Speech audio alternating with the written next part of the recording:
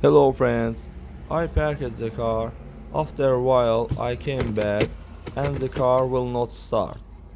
Then the instrument panel turn on, the battery is charged, the fuel pump is working, and the starter does not respond. In this case, first of all you need to tap something on the starter relay. It happens that it stucks and an assistant turn on the ignition in the cabin.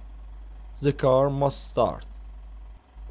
If it does not start, as in my case, then you need to disassemble the starter. In my case, you need to change the schedules.